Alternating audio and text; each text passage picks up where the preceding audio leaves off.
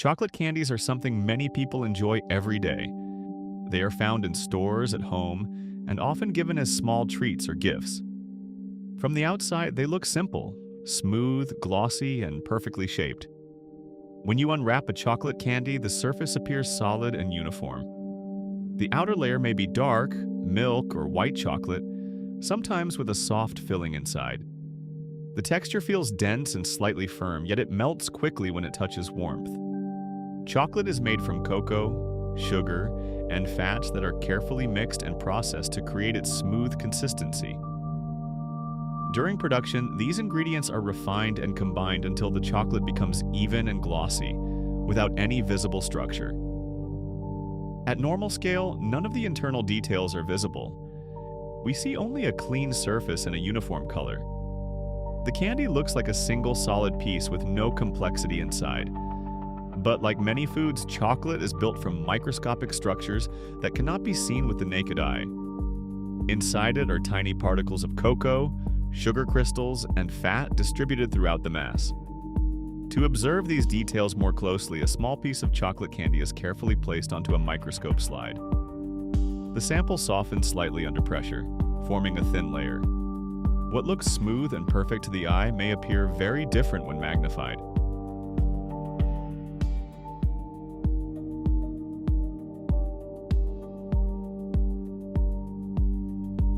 At 80 times magnification, the chocolate immediately loses its smooth and glossy appearance that we see with the naked eye. Instead of a clean surface, the field becomes filled with irregular dark clusters scattered across the slide. These fragments vary in size and shape, forming uneven groups that resemble crushed particles rather than a solid mass. Between these clusters, large rounded transparent areas appear. These are droplets of fat that separate slightly under pressure when the sample is prepared. Their smooth circular edges contrast sharply with the rough and fragmented chocolate particles around them. Even at this relatively low magnification, it becomes clear that chocolate is not uniform at all. It is a mixture, a combination of solid particles and liquid fat distributed unevenly throughout the structure. At 200 times magnification, the internal structure becomes more defined and noticeably more complex. The dark clusters now break down into smaller fragments, revealing a dense accumulation of fine particles tightly packed together. The fat droplets become more distinct. Some appear perfectly round, while others are slightly deformed, indicating that they are soft and responsive to pressure. Tiny particles can be seen suspended inside and around these droplets, suggesting a mixture rather than separation. The contrast between phases becomes clearer. Solid cocoa and sugar particles form dense regions, while fat creates smoother, lighter zones that flow between them. At this stage, chocolate begins to resemble a suspension system rather than a solid object. At 800 times magnification, the structure reveals an even finer level of detail. Individual particles become visible as distinct units, each with irregular shapes and slightly reflective surfaces. The mass appears densely packed, yet not fully continuous. Small gaps and channels form between particles, many of which are filled with liquid fat. These areas create smooth transitions between otherwise rough clusters. The fat phase now looks more dynamic. Some droplets merge together, forming larger rounded shapes, while others remain as tiny dispersed points throughout the structure.